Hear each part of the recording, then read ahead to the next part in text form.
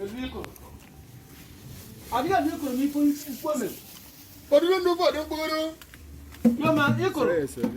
Am bi ubochi tan ni. De mo te wo ku Iko. Ndasi Iko. Ubochi tan na India. Mpato hara pa eke. Ofo. Dora kori. Ofo. Dora pa. Ofo. Dora pa enpo. Ofo. Before Johnny eme oga. Ife ade mo oga before ma. Ofo. Oya ku ifojo gase oga, ifojo so pe. Ofo. Oya bu pane ifojo gase esinu lu anu re memma, ifojo so pe. Ofo. Ada so ko titan iko. Ada ko ko mai. Ako mai iko de. Iko. Pa bo mai oko. Pa bo mai oko. Oh, me bende. Everybody. Hopia. Aba mo yung awa no ga. Anda ko se mai. Kasi iko. E fa iko se bo. E ken ha popa. Popa ke. Popo. Na mai min. Ki kom ba mo pai la gbem na ko mo fa bu te mi. Ayo. Ki do na ju familia. Ko kwana ga powa. Order one make. Order one mori. Order one mouth. Order one mouth. Oya mali fo de bi agure agbo won ya. Ko family agbo bo won ya. Aye na ko de me mo mali fo je gbo agure agbo won ya. Ofo. Ya upload de ke. Mo ga ni mo jo. Ngbang. De ki ya ga de le ko mba. Aya ga so. Don't worry. Don't worry. Bye. E ko ri. Bye. Step de bo.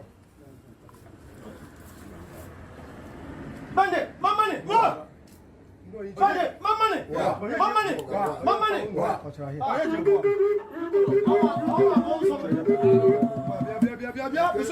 Awa bonso. Ka fe ta lo di se. Ora ge bra ba ki be. Afo. Onpo. Be cha ge ba ki. O e ma bu ko lam ga ne ojo. So ha de, o ife ha de family amma. Before January I go. So ra go ozi ombe. Ndo ha bunke wa. Ndo ponkwane ga bunke wa. Oye mara fo jebu e guru ogbo onwe ya. Ise. O go chi time. I see say that belong ha.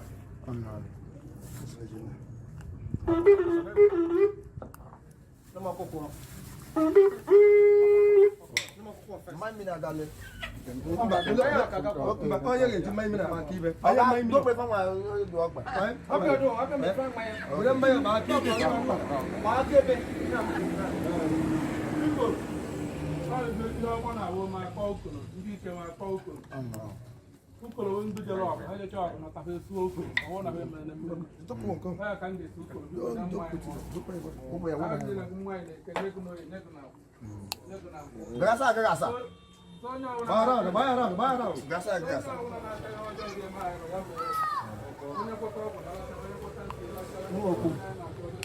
Topo ga hoji. Dojo. Hoji ani ya me fe ni mo se le. Anya ba he bo. Na nsi pe to ye ti ru bo lo ngbo ni. So top na.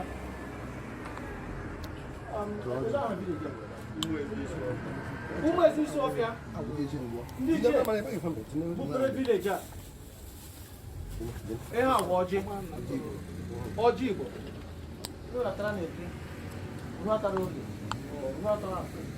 Unu atara nkwọ. Unu ndị oji na-abịa. Ụfọdụ oji abịa village a esokwa ya. Ndị iche ọma bụ ọjị.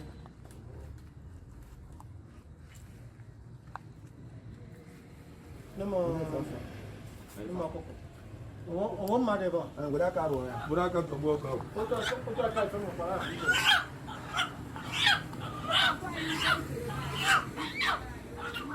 Ebe anụ gị mara ya. Rụọ ya baga be ya.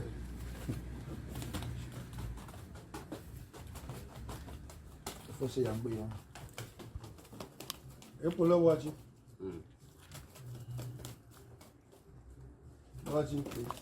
Wachi kolo. Ya ta. Atawa mo. Nemo okpu. Ni okpu. Alifunza. Ọmọ bụ okpu. O ji mmanụ vende. Ọ bụrụ okpu a na-eme ifuku mee. Ya, wachi kolo. Iso agha ha alụa. okwu ifere jango udo yongo basara na makapo madum de waga wadu bolwa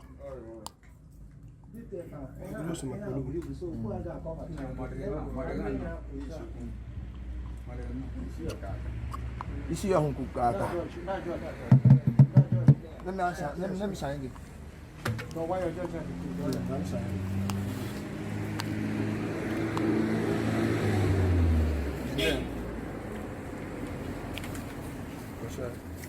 Ya be ba ya ko tara number no way. no why you to Mana ka tahu itu? Itu. Sama doa ikat sama doa. Aku dia mau tidak doa, tidak doa.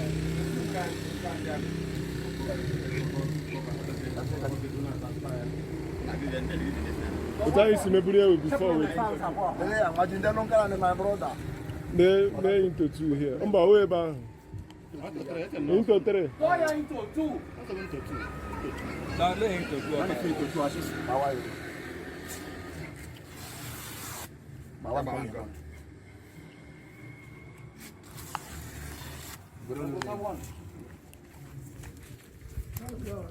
Kini oluyo ebe oluyo ndi adugudugu.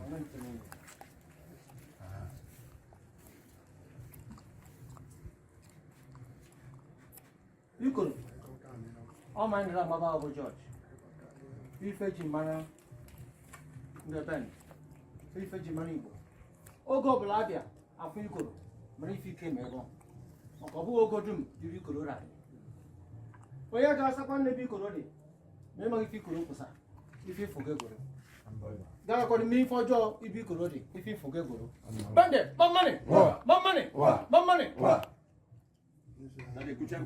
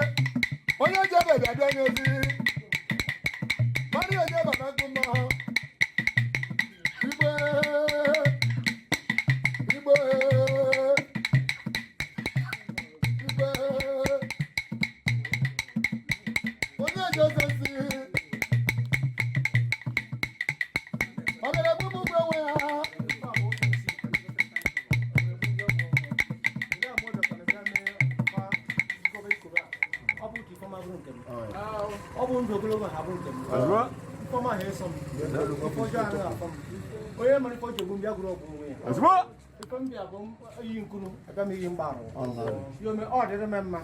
Who can I bomb to Janagajum? If you can, I may mention. Come to the woman. The bed. Women are legal.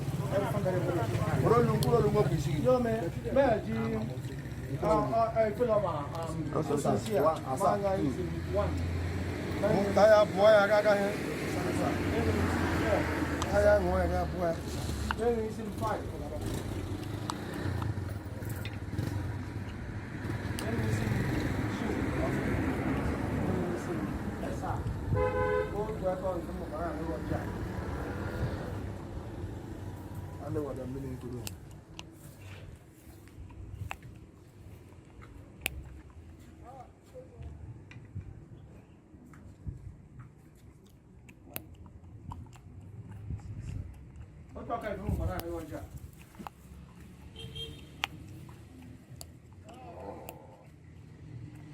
Onye ga ọnụ ha n'ụsa, onye ji ụgwọ ha gwa ya.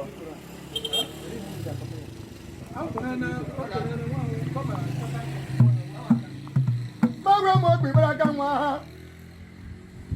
Ikpirigbe. Ya! Ya! Ya! Ya! Elo sila mama na, leka mama na. Man.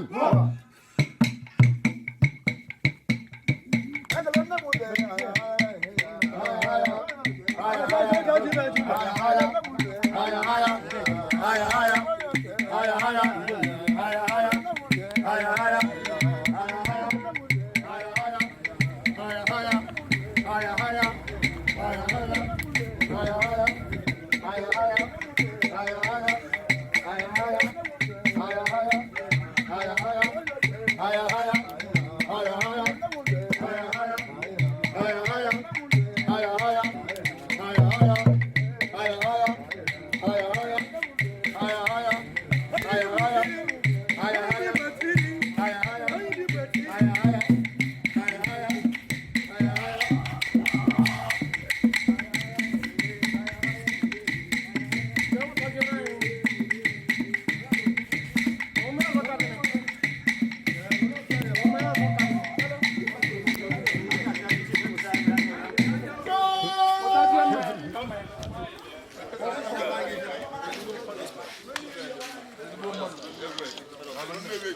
Thank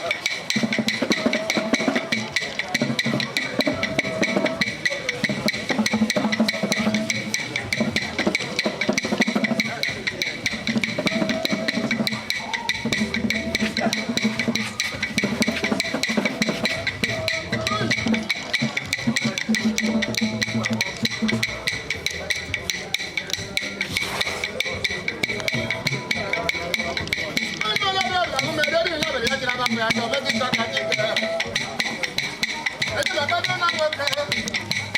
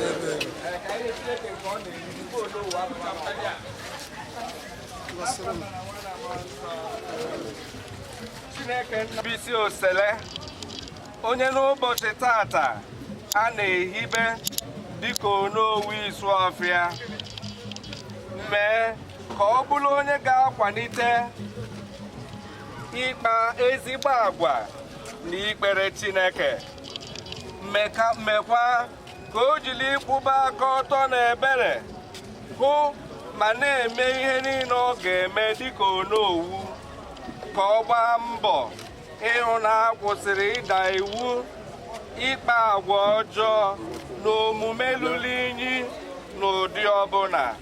Anyị na-arịọ nke a site na Kristi onye nwe anyị. Dị ebe mee ka ihe nke amamihe gị chakwasị ya, mee ka ọ chawapụta n'atụmatụ maka ọchịchị obodo, ka o nwee agụụ ichekwaba udo na aṅụrị nke mmadụ niile, ka ha wetara anyị ngọzi na inwere onwe onye site na Kristi onye nwe anyị.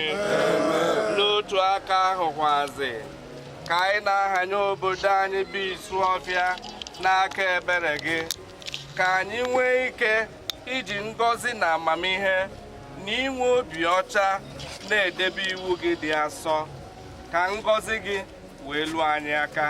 Ife abekpere n'ahịa anyị site na Kristi onye nwe anyị. Ka Chukwu pụrụ ife niile gọzizie ma chekwaba unu, Nna na Nwa na Mmụọ Nsọ. Udo dị n'unu. All right.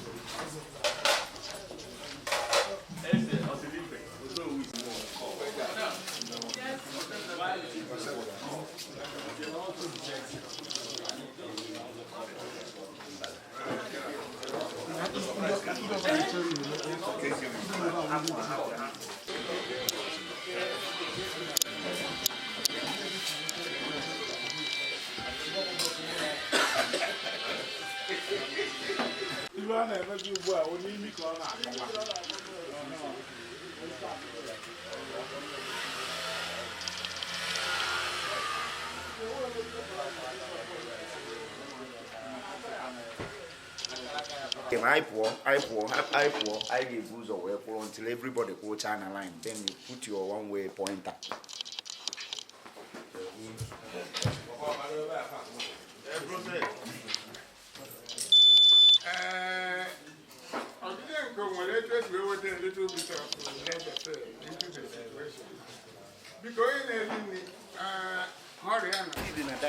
Igbo.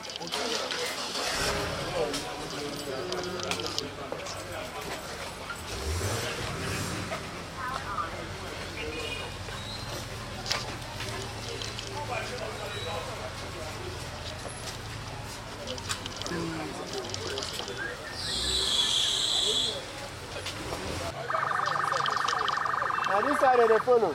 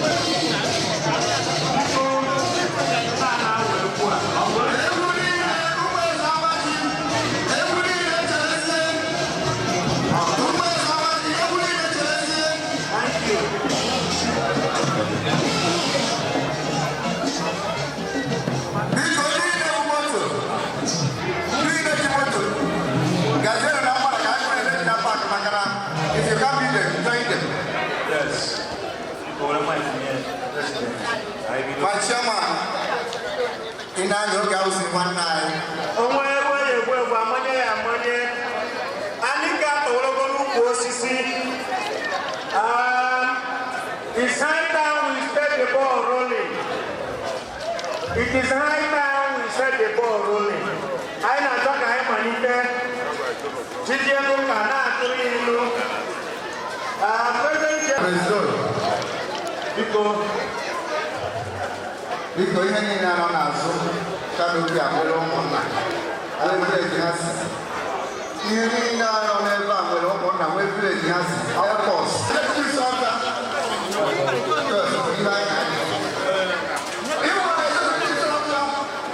Isi ebe a pụta biko, gbara special invitees anyị.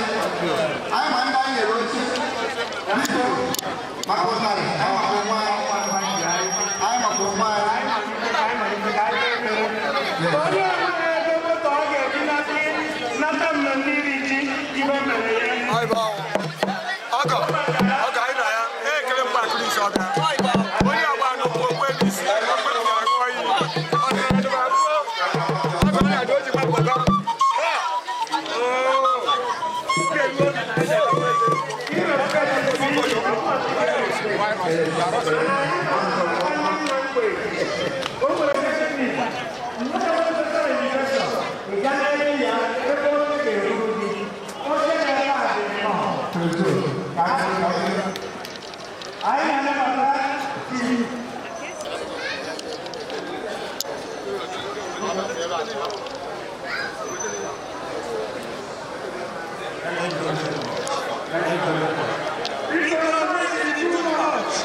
Thank you.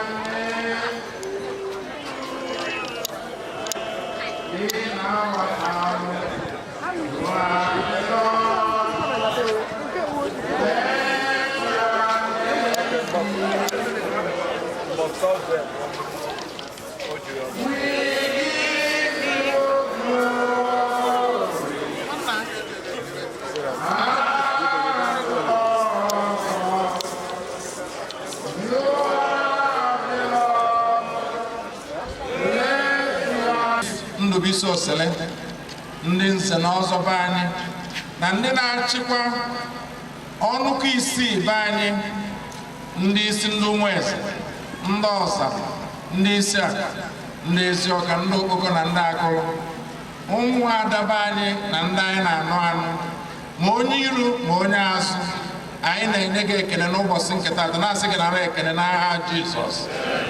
Anyị agbakọ maka iri ji izizi iri isi anyị bịakọtakwa ọnụ ọfụma, anyị na-asị gị nara ekele n'aha Jizọs.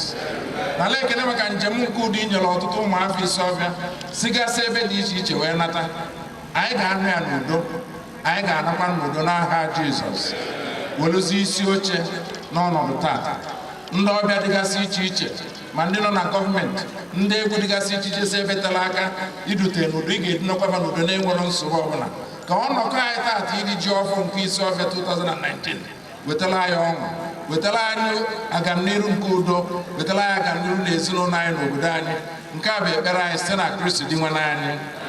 Ndị fada na ndị pastọ wede n'aka ka Chineke ji gịnị gọzie ma chekwaba ụnụ nche niile, Nna na Nwa na Mmụọ Nsọ, ka ọ dakwasị ụnụ nọnyere ụnụ oge niile. Isiọfịa nwere good luck. Anyị ewere gị ekpere were mepee prezidenti ka ọ dara n'ọtụ ya. Na biko otu nsogbu kwubu bifo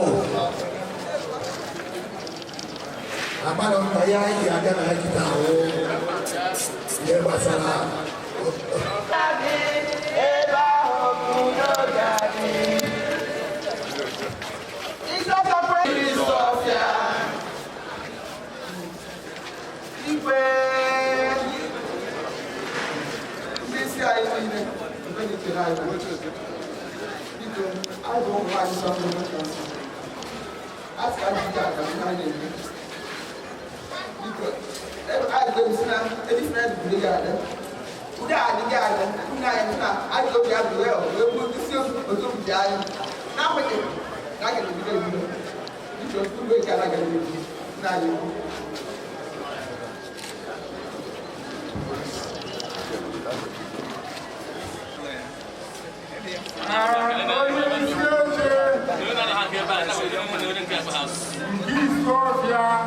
President General.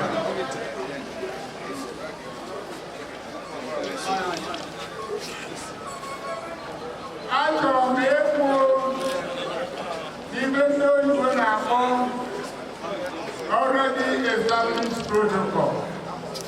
Dignitaries dị ebe a karịrị akarị, and ihe m akpọcha maka mma biko ndị nze niile amụ na-ekele ụnụ. Isiọfịa People's Assembly Executive ekele m ụnụ, Royal Council ekele m ụnụ, Isiọfịa Women Council ekele m ụnụ. Ka ọ dị etu a because ụnụ mafụ na ozebuwa nọnyekwe na anyị wee mee ka ụbọchị na-ekesu edobida. Ka ebe niile dị n'emume ọjị nze na ọzọ n'ebe a karịrị akarị. Ibe dị ekwu anyị nọ nze na ọzọ nọ n'ebe ebe a, ọsọ nsọ ndị isi ga-abịa were ọjị na on behalf of ndị Nzeba. Mana bifo ya eme nke ahụ, itobekwanụ itobekwanụ itobekwanụ ịma na ibe ahụ igbo obodo anyị mgbe na-ajụ ụmụ eze soro gị ebe a ụmụ eze na-abịa bịa were ọjị ka ụmụ eze na-abịa ọzara soro bịa were ọjị ka ọzara na-akasị isi ajụ soro bịa were ọjị ezi ọkasị soro bịa were ọjị ogo bịa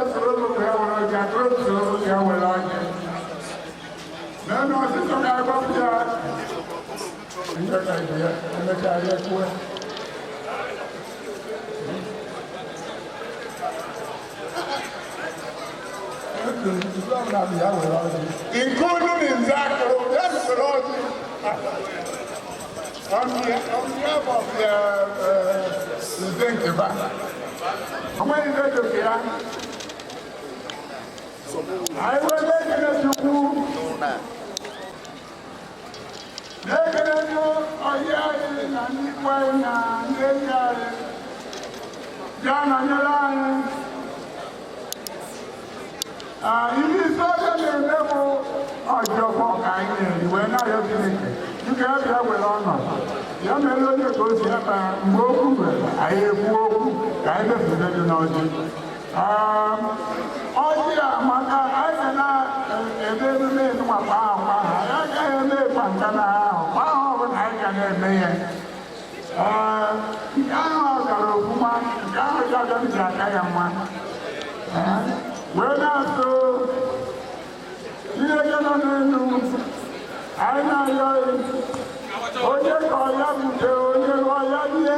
I call Buddha. I have to be here. Young I never die with over there when you're in the quick, they were not. But you don't know. They don't go the other. I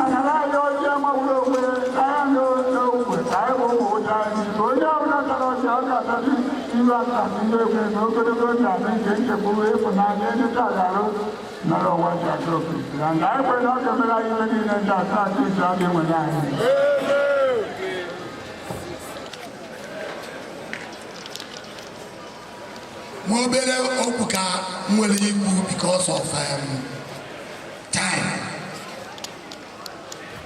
Only in the neighbor, one day Sophia, they are chopped and I am going to go out of time because of here I went today. I will also hear that.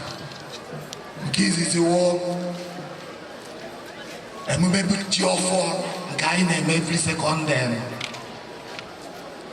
week of August. Nke bụ na anyị nwere IChi Onowu Honorable Nduwisi Osele Chief. So na-ekwu biko ọwụ na m n'okwu nke ọ dị short. Yeah, when you were or ya the laka mama yenge. Manoko will gabaga. But before Bido Uboku Adam can Igwe by Igwe Cornell.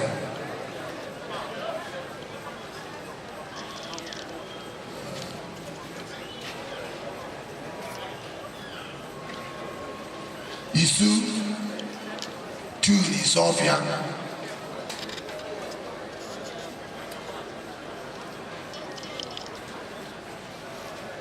Make it one. Our Honorable Commissioner.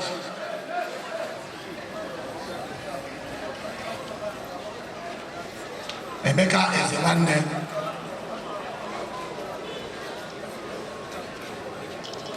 Make it one. Our house member. Okay. I don't know so. Nabia. But I got him one. I recognize ya.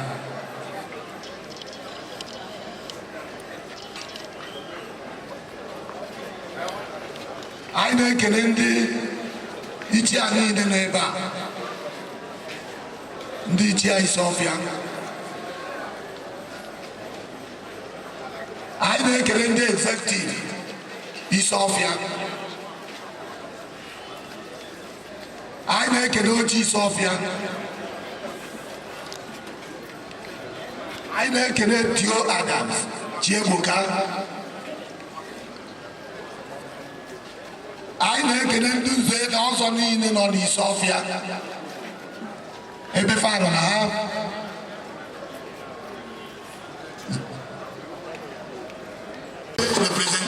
my bishops, both in Catholic Church and Anglican Church. Because I am so new now. Because to pray, we have to get to the people who are because and then you are here. There is all this.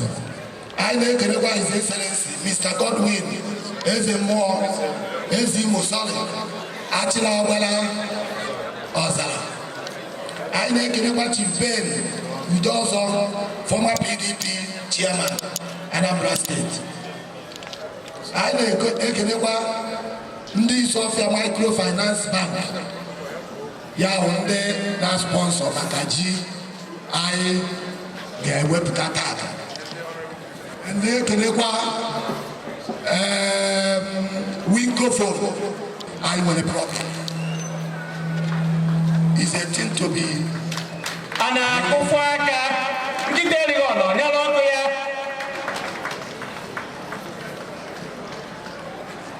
Tangamu is your quadrant. Amara me nge kweta obichuru anole maka owo otu aka isiri che aka mwe egwu na eziokwu ibe anyị mere taa awo ka anyị mara otu anyị ga-esi mee mbọsị anyị ga-emezi ihe otu mana ọ na-afụgo na afụzi awụrọzi otu anyị si chee zikarịa ya anyị na-eche wee na-asụ Chineke furu isi ọfịa n'anya Chineke ọfụkwara n'isi ọfịa n'anya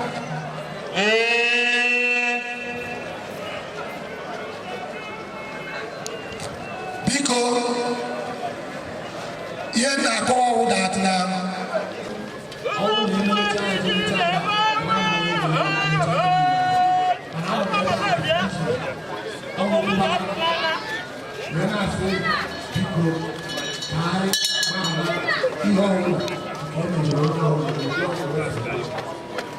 Thank you. Like I said before, I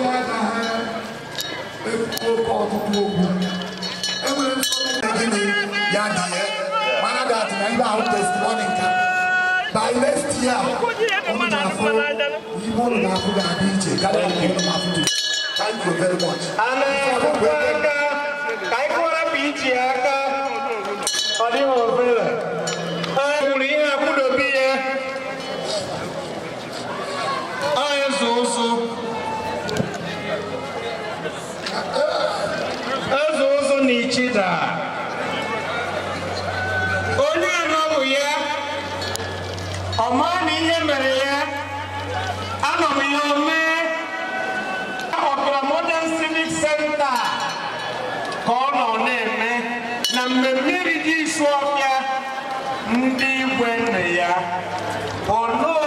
Traditional prime ministers in Maya, personalities in Maya.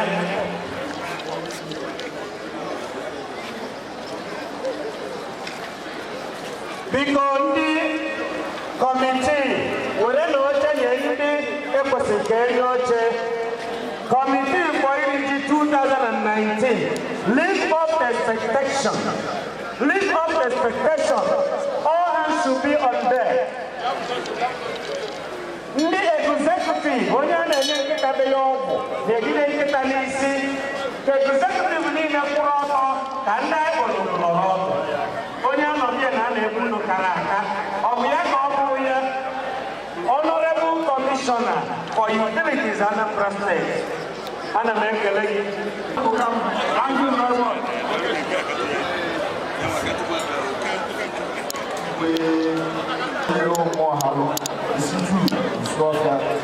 On the double location of IChi Onowu and the coronation of Onowu elect Chief Igbo select this Saturday, the 10th of August 2019. His Excellency Chief Dr. Willie Madabrochukwu Obiano Absentia, Executive Governor of Anambra State, Akpokwe Global. His Excellency Mr. Peter former Governor of Anambra State, Honorable Greg Obi, Honorable Commissioner for Local Government and Chieftaincy Matters, the Honorable Special Assistant Advisor to the Governor, on local government and chieftaincy matters. Honorable Chukwuemeka Ezemane, Honorable Commissioner for Public Utilities. Honorable Okechukwu Okoye, Member representing Agbatatu constituency, Okebi. His Excellency, Chief Obase, Hussein Loka Obase, His Excellency, Chief Godwin Ezemo, National Barona, Mr. Judo Okeke, the President General of the Sofia People's Assembly, and the entire Executive Council of the Sofia People's Assembly, Chief Lubisi Osele, Onowu elect, our own Professor Chukuma Soludo Odenibo, members of the Royal Nzenozo Sofia and Nzenozo Akolo, distinguished members of the Sofia Royal Council, members of the Sofia Women Council, distinguished Sofia sons and daughters, all our guests here present who are no less distinguished as well. We cannot measure or quantify the grace of God in our lives, whose wish it is that we all live to see yet another great congregation of the people of Sofia and us with manifest gifts for the heavenly places. To him, the King of ages, immortal, invisible, the only God, the honor and praise and power and might forever and ever. Can we thank him enough for bringing us thus far? Can we thank him enough for seeing us through 20-year bloodless differences? And I dare say, intractable crises that corrupt our community? Can we thank him enough for skillfully building us back into oneness without conflicts and hindrances? Brothers and sisters, let it live with us. Let it be told to our children, get on board. Let it echo throughout the ends of the earth. We got our peace on a platter of gold. May I invite you to join me in this song. To God be God, so lovely the world that he gave us his Son, who yielded his life and atonement for sin, and opened the light gate that all may go in. Praise the Lord, let me hear his voice. Praise the Lord, let the people rejoice. So come to the Father through Jesus his Son, and give him the glory, great things he has done. And he saw the Ekeleo, and he saw the Lobayo, and he saw the Aigayo, Nai has a Babanayo, other than he saw the Mao, other than he saw the Mao, and so good people of Sofia. I call you good people because you are wonderfully grafted and planted by the Maker in this fair, where peace has built herself a home. I open-heartedly welcome you all once again to this ceremony that is unique in Igbo land. I am delighted to meet all the Swafians, and of course our guests too, who have traveled wide, far and near to celebrate with one another the feast of the New Year and the coronation of Onowu elect. Yet also, the events of today do not only provide a platform to call home sons and daughters of the Sofia wherever they may be, to renew and reaffirm the bond of brotherhood, but they also summon all to think home and plan for community development. But the events of the day, first, celebration of the Feast of New Year is deeply rooted in ancient Igbo culture, foregrounded in the belief that yam is the king of all crops. And to underscore its prominence among all other crops, to the source of terrible peace and unity among the 6 villages of the Sofia. These are my bonds too. In actions and words always conveyed in love, bearing in mind the good of the community. This forum is an ample opportunity. To admonish that our egalitarianism is not a call to be unnecessarily loquacious, self-conceited, self-centered, and disrespectful.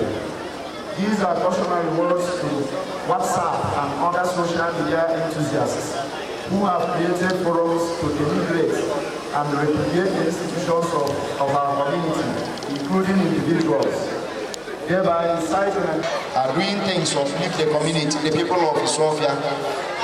May he who sees in secret reward you, and may our land preserve you.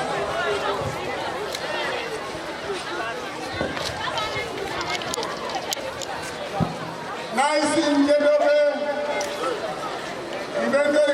finally, I wish all these other people prosperity, good health of mind and body, and success in all their endeavors.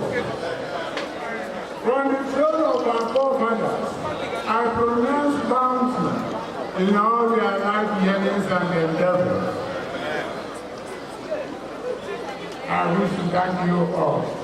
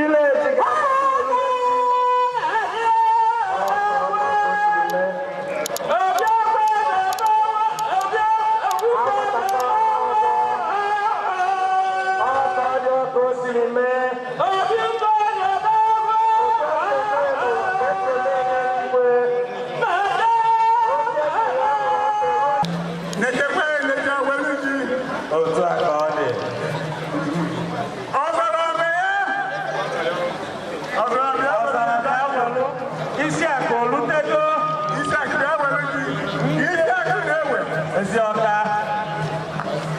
Nwa m iwetaje. Ezioka. Isi akpịrịsị. Nwa m ịma ihe ime. Ezioka. Oboka na-eso.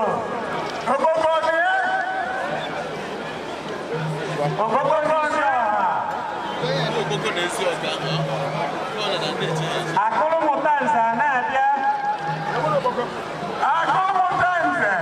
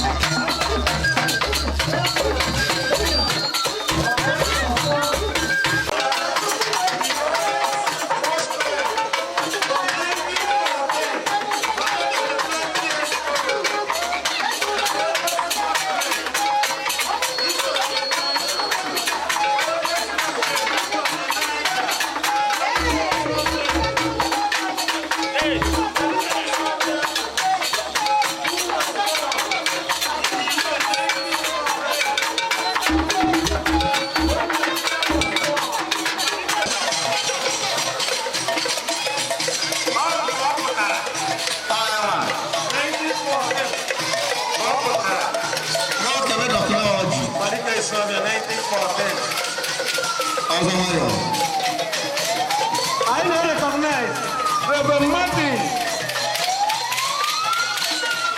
Onyemuna, Assistant Priest, Emmanuel Church, Ethiopia, Reverend Professor ABC Cheboka, Reverend Professor Anthony Cheboka,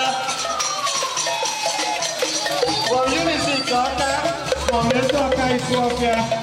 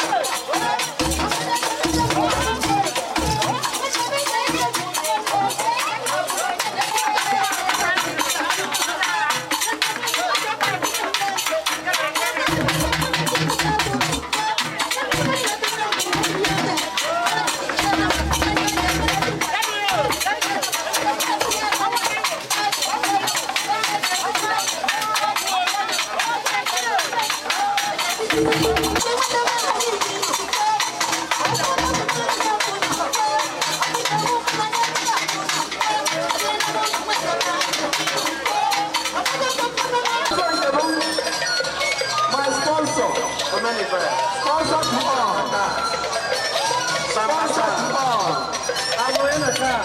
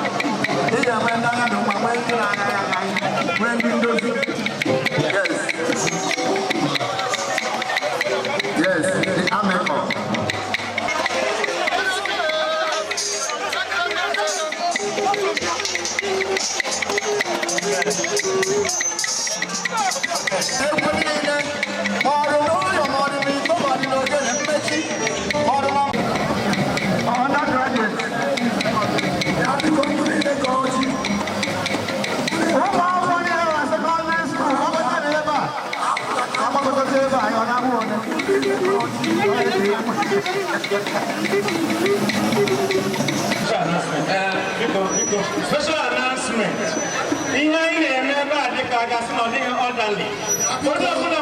Security Sophia Bieba.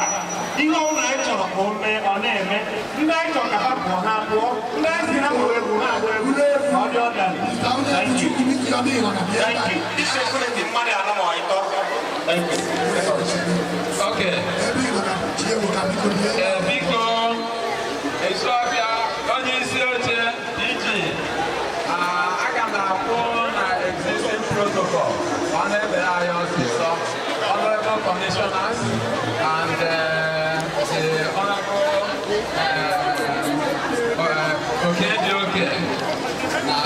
brother commissioner as a man, the father and the Okochukuneba, the Koyon and the Coach. Those and also, if I saw here, I can have honor because there's a good honor. I actually know who are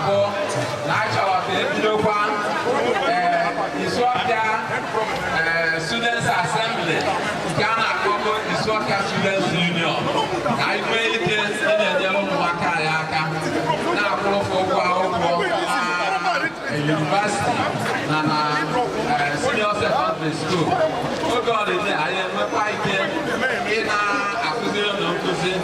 Then you go the model, Ganyalo Naka, each of the professional.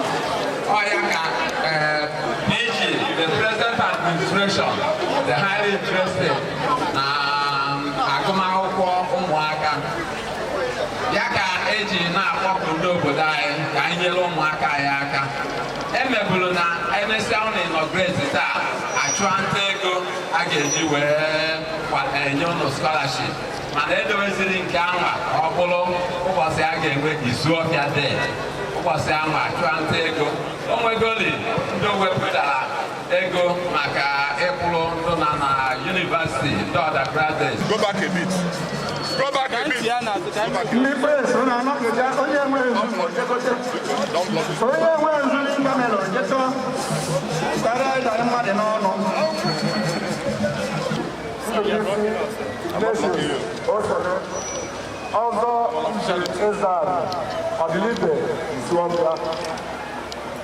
Honorable individuals was born to host a family of Kumes, a village in Swabia, formerly referred to as Osele Dynasty. His father, Nicholas Osele, was a non-labor merchant and a community leader, while his mother, Leslie, was an enterprising businessman, woman of some reputation as well. University grew under the disciplinary environment in Osele Dynasty. Education. Ignatius individuals who are traveling today or coming as a day one in Slovia have each pre-academic journey. He started in kindergarten to university at early age. His educational formation is attributed to professional teachers, coaching, and guiding him. Many of them great leaders of the past, some are late, some are present. Individual electoral his educational achievement with a Bachelor of Science degree in political science from reputable university, University of Profession is a businessman who has diverse interests in tire business and oil and gas and industrial chemistry. He is also a sound community leader. Individuals that have played so many organizations within his program and outside. He led Chukwu today 8th grade. Chukwu today Numes Israel. He was the secretary, Catholic Boys Organization, Fege Arin and St. Jude. He has also led Central Market Union within Ethiopia, Akwata, and Onitsha. Today, we have the place of the studying as the Onowu of Ethiopia. Individuals has also participated in the 22-man community that works out to make sure we're enjoying today in Ethiopia. That is one of the sound achievements. So if we don't come from anywhere, they have been working for us behind the scenes. Unlike individuals that have gradually traveled at his home, finally, his place is honorable wife as well. Lord Chika is very hosted with lovely children. Thank you all for listening.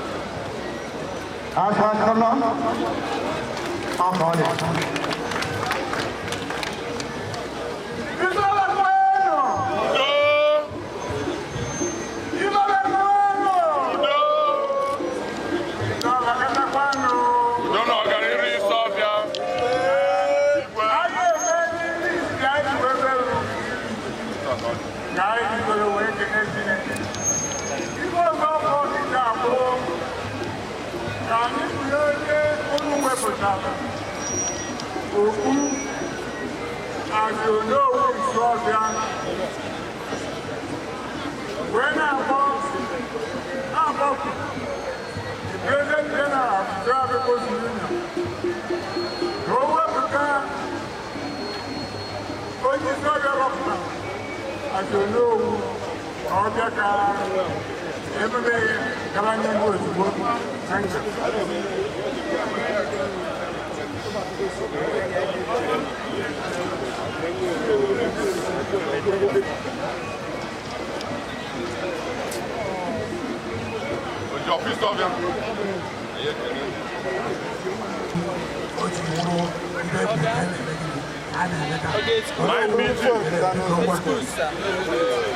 Ahụ na-eme onye nọ ebe a ihe ekwuru anyị na-ekwu. Ejebute no kamera wee sị. Ọnwa.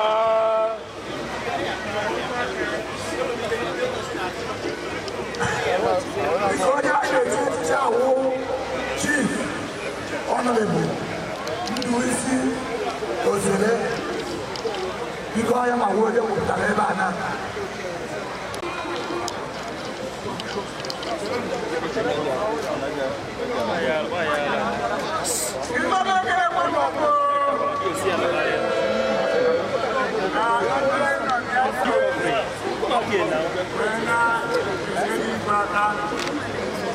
Why did you make it? Is she not the one that called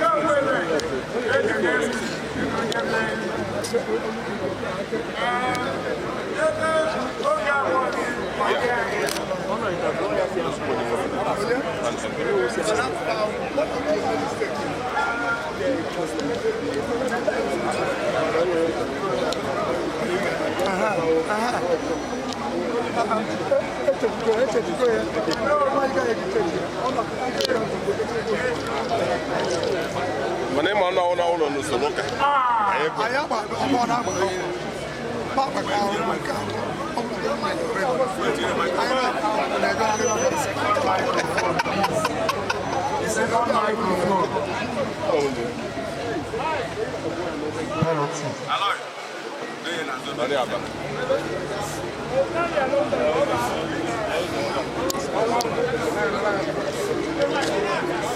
Não, não fizemos formar nada.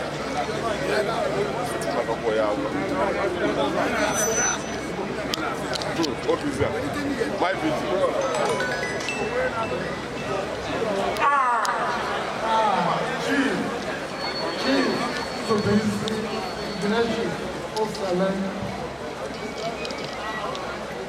Humbly accept my election. Humbly accept my election.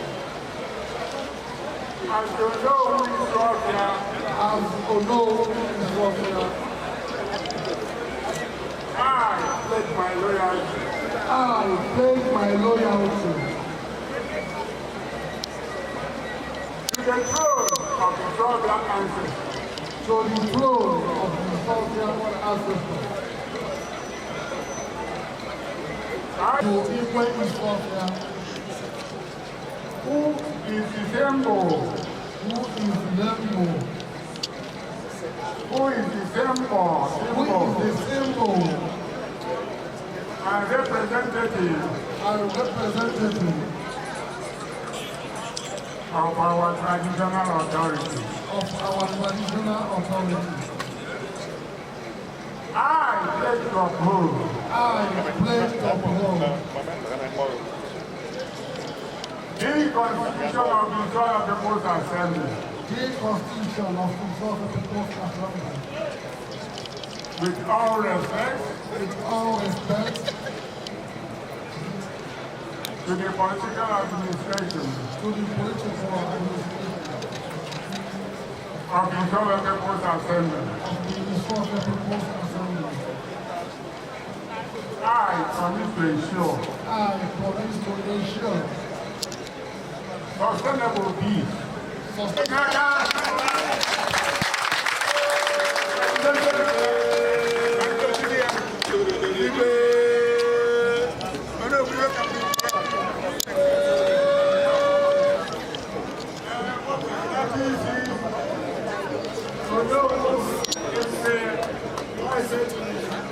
Traditional authority and I'm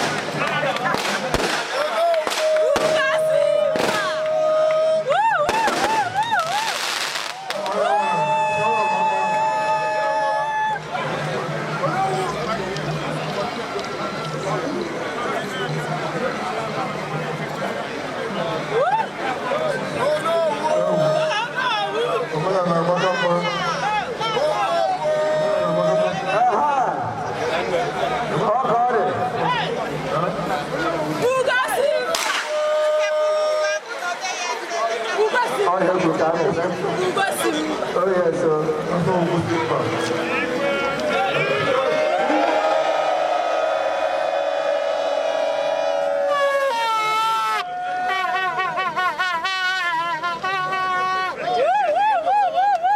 to go.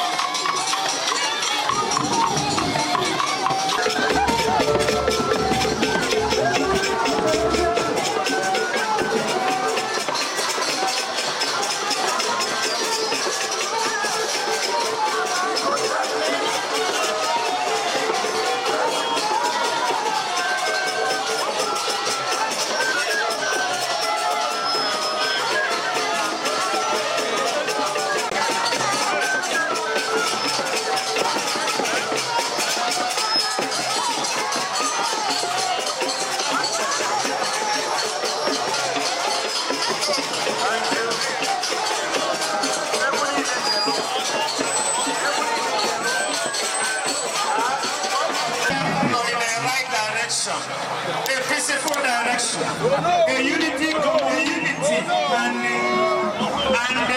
and the most peaceful community east of the Niger. Hey, Gobuswe, Ezi Igbo, na Akwa Igbo, Chief Dr. CYCS Umakuka, Etuekon, Mbisi Mbibio, Ogodo Gosirime.